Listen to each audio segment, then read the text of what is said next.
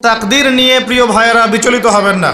আপনার তাকদীরে যা আছে আপনি পাবেন, যা নাই কোশ্চিনকালেও পাবেন না, ফুল স্টপ।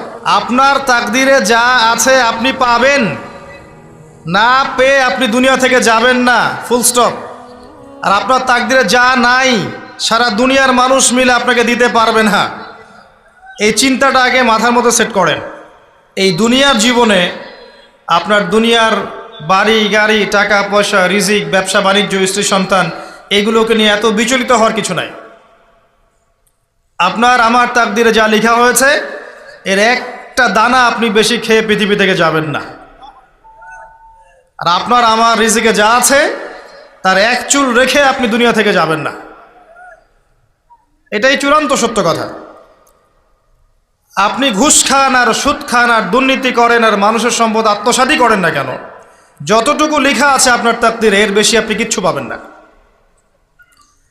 আর আপনি হালালে থাকার জন্য যতই কষ্ট করেন, হালালে আছেন, সবজি বিক্রি করে খাচ্ছেন, আপনি ছোটোখাটো ব্যবসা করছেন, মানুষ আপনাকে দাম দেয় না, আন্ডার এস্টিমেট করে, গরিব বলে, ফকির মিসকিন বলে, কিন্তু আপনার তাকদীরে যা আছে আপনি সেটাই পাবেন, এর বেশি আপনি কিচ্ছু পাবেন। হুয়াল আউয়ালু ওয়াল আখির, আল্লাহ পাক প্রথম এবং আল্লাহই শেষ। কুল্লু মান আলাইহা ফান ওয়া ইয়াবকা ওয়াজহু রাব্বিকা যুল জালালি ওয়াল ইকরাম। প্রত্যেকটা বিষয় ফানা হয়ে যাবে, কিচ্ছু থাকবে না। এখন আপনি পৃথিবীতে যা দেখছেন এগুলোর কিছুই থাকবে না। প্রত্যেক মানুষ, প্রত্যেকটা জিন, প্রত্যেক উদ্ভিদ, প্রত্যেক এই প্রাণী, আকাশ, মহাবিশ্ব, গ্রহ নক্ষত্র, চন্দ্র সূর্য, সমুদ্র, পাহাড় পর্বত, বিশ্বনেতা, রাষ্ট্রনেতা, সমাজনেতা, পরিবারের কর্তা, অর্থনৈতিক নেতা, সবাই মারা যাবে, সবাই শেষ হয়ে যাবে, কিচ্ছু থাকবে না। এই বিষয়টা আগে ভালো করে হজম করতে হবে যে আমরা এখানে থাকতে আসিনি, আমরা এই দুনিয়ায় থাকতে আসিনি, আমরা এখানে এসেছি চলে যেতে। যার মনের মধ্যে এই কনসেপ্ট থাকে সে কখনো আল্লাহ পাকের বিদ্রোহী হতে পারে না, সে কখনো আল্লাহ দ্রোহিতা করতে পারে না, কুফরি করতে পারে না, শিরক করতে পারে না, আল্লাহর অবাধ্য হতে পারে না। যার মনের মধ্যে এই চিন্তা বদ্ধমূল যে আমি এখানে থাকতে আসিনি, আমি এখানে মুসাফিরের মতো এসেছি, গাছের ছায়ায় বিশ্রাম নিচ্ছি, বিশ্রাম নিয়ে শেষ হবে চলে যাব। যারাই আল্লাহ দ্রোহিতায় লিপ্ত হচ্ছে, শিরিক করছে, বেদাত করছে, হারাম খাচ্ছে, ঘুষ খাচ্ছে, সুদ খাচ্ছে, জেনা করছে, আল্লাহ দ্রোহিতা করছে, আল্লাহর বিধানকে অস্বীকার করছে, তারা ইনডাইরেক্টলি ধরে নিয়েছে যে তারা মনে হয় পৃথিবীতে চিরকাল থাকবে। কারণ যদি কিয়ামতের মাঠের কথা তাদের স্মরণ থাকতো তারা কখনোই কাজগুলো করতে পারতো না, পারতো? এবার আসেন, আল্লাহ পাক কলম সৃষ্টি করে তাকদীর লিখেছেন, অতএব তাকদীর নিয়ে প্রিয় ভাইয়েরা বিচলিত হবেন না। আপনার তাকদীরে যা আছে আপনি পাবেন, যা নাই কোশ্চিনকালেও পাবেন না, ফুল স্টপ। আপনার তাকদীরে যা আছে আপনি পাবেন, না পেয়ে আপনি দুনিয়া থেকে যাবেন না, ফুল স্টপ। আর আপনার তাকদীরে যা নাই সারা দুনিয়ার মানুষ মিলে আপনাকে দিতে পারবেন না। এই চিন্তাটা আগে মাথার মধ্যে সেট করেন। এই চিন্তা যার মধ্যে ইনস্টল করা আছে সে আত্মহত্যা করে না কখনো, সে হতাশ হয় না কখনো, সে ভয় পায় না, আল্লাহর পরে চলতে গিয়ে পিছু পা হয় না, সে জালেমের সামনে মাথা নত করে না। যার মাথায় এই চিন্তা আছে যে আল্লাহ যা লিখেছেন এটা হবে, যা লিখেন নাই সারা দুনিয়ার মানুষ মিলে সেটা হবে না, সিম্পল। এর মধ্যে আল্লাহ পাক পরীক্ষায় ফেলবেন, ওই বিষয়টা ডিফারেন্ট। আমি অবশ্যই তোমাদেরকে পরীক্ষা করব ভয় দিয়ে, ক্ষুধা দিয়ে, সন্তানের কি ইন্তেকাল দিয়ে, ফসলের ক্ষতি দিয়ে, সম্পদের ক্ষতি দিয়ে আমি পরীক্ষা করব। কিন্তু যারা সবর করবে এবং যারা এই কনসেপ্ট রাখবে ইন্না লিল্লাহি ওয়া ইন্না ইলাইহি রাজিউন, এদেরকে আল্লাহ পাক প্রশংসা করেছেন, ইনশাআল্লাহ এরা সফল হবে। আল্লাহ পাক তাকদির লিখে ফেলেছেন, তাকদির নিয়ে টেনশন করবেন না, রিজিক নিয়ে টেনশন করবেন না। এখনকার যুব সমাজের সবচেয়ে বড় টেনশন রিজিক। একটা জব, একটা ভালো জব, একটা ভালো ব্যবসা, সে সিকিউরড লাইফ চাচ্ছে। রিজিক নিয়ে চিন্তা করবেন না, আপনার কাছে যে রিজিক আছে এটা আপনার কাছে আসবেই ইনশাআল্লাহ। হয়তো সময় লাগছে কিন্তু আপনার কাছে আসবে ইনশাআল্লাহ তাআলা। আপনি হালালের উপর থাকবেন, ন্যায়ের উপর থাকবেন, আপনি অন্যায় পথে রিজিক সার্চ করবেন না। আপনার তাকদিরে যে রিজিক আছে আপনার কাছে আসবে ইনশাআল্লাহ।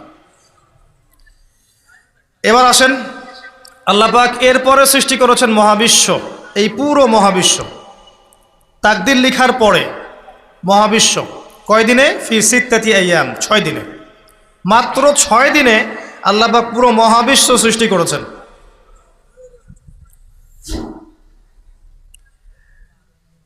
হুয়াল্লাযী খালাকাস সামাওয়াতি ওয়াল আরদা ফি সিত্তাতি আইয়াম সুম্মা ইসতাওয়া আলাল আরশ। সূরা হাদীদের মধ্যে একটা আছে, তিনি সেই আল্লাহ যিনি এই মহাবিশ্ব সৃষ্টি করেছেন 6 দিনে, এরপরে আরশের উপর সমাসীন হয়েছেন। আল্লাহ পাক এর একদিন আমাদের একদিনের মতো নয়, বরং কিয়ামতের মাঠে যেদিন আমরা দাঁড়িয়ে থাকব এই দিনটা হবে আল্লাহর হিসেবে 50,000 বছরের সমান। মানুষ অস্থির হয়ে থাকবে, বিচার শুরু হচ্ছে না কেন। অপেক্ষা করা কাজটা খুব যন্ত্রণাদায়ক, তাই না? কারো জন্য অপেক্ষা করা, অপেক্ষা করে আছেন, 1 ঘন্টা পর আসবে, এলো না, আপনি অস্থির হবেন। 2 ঘন্টা পর এলো না, 10 ঘন্টা পর এলো না, আপনি অস্থির হবেন, পায়চারি করবেন, বই পড়বেন, নাস্তা খাবেন, হাঁটাহাঁটি করবেন, আপনি ব্যাকুল হয়ে যাবেন।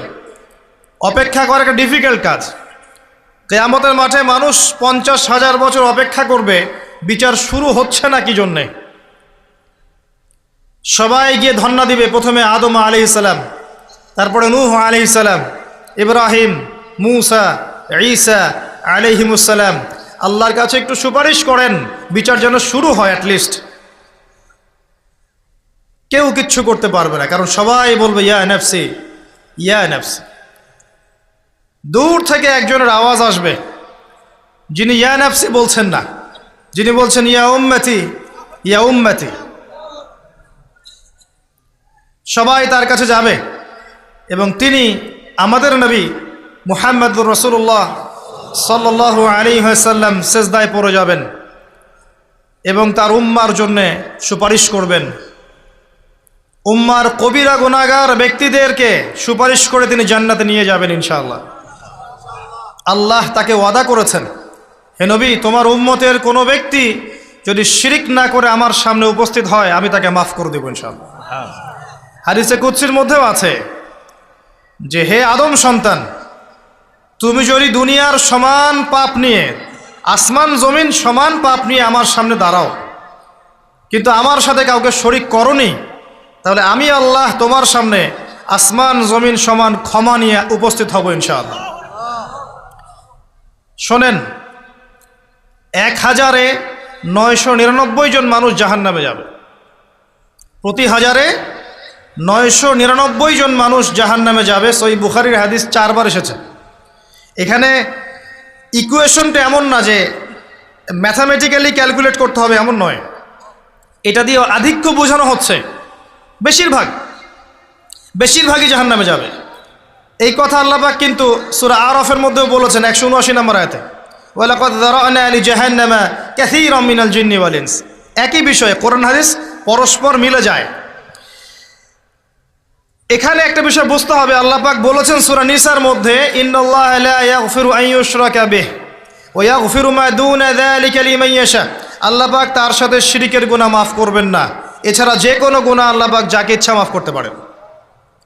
তার মানে যে বেশিরভাগ মানুষ জাহান্নামে যাচ্ছে তাদের আমল নামায় কোন পাপ থাকতে পারে? কথা বোঝা যাচ্ছে কি? নিঃসন্দেহে তাদের আমল নামায় শিরকের পাপ থাকবে। এটা বুঝতে আপনাকে পিএইচডি করার দরকার নাই। আল্লাহ পাক শিরক ব্যতীত যে কোনো পাপ যাকে ইচ্ছা মাফ করতে পারেন। তার মানে তারা জাহান্নামে যাচ্ছে বিকজ অফ শিরক। আমাদের মুসলিমরা এখন শিরক বোঝে না, অমুসলিমরা তো শিরক করেই। যেমন কেউ বলছে ওয়াকালাতিল ইয়াহুদ উযাইরুন ইবনুল্লাহ, ইহুদিরা বলছে উযাইর আল্লাহর সন্তান, নাউযুবিল্লাহ, শিরক। অথচ ওরাই এখন বিশ্বকে রুল করছে, তাই না? ওয়াকালাতিন নাসারা আল মাসীহ ইবনুল্লাহ, নাসারা বলছে যে ঈসা ইবনে মারইয়াম আল্লাহর সন্তান, তাই না? অথচ ওই সভ্যতাই এখন বিশ্বকে রুল করছে। যালিকা কাউলুহুম বিআফওয়াহিহিম, এটা ওদের মুখের কথা, এটা জাস্ট মুখের কথা। আবার অনেক সময় দেখা যায় যে আল্লাহকে বাদ দিয়ে আমরা মাধ্যম পূজাও করছি। অমুসলিমরা তো শিরক করছেই, যারা মুসলিম তারা দেখবেন আল্লাহকে বাদ দিয়ে মাধ্যম পূজা শুরু করেছে। মাজারের পূজা করছে, কবরের পূজা করছে, মৃত ব্যক্তির ওসিলায় পার পাওয়ার চেষ্টা করছে। মুসলিম থেকে দেখবেন তাকদীরকে অস্বীকার করছে, আল্লাহর হালালকে হারাম করছে, আল্লাহর হারামকে হালাল করছে। মুসলিম থেকে দেখবেন যে হাতে একটা আংটি পরেছে, ভাই কী জন্য পরেছেন? এই রোগ ভালো হবে আমার।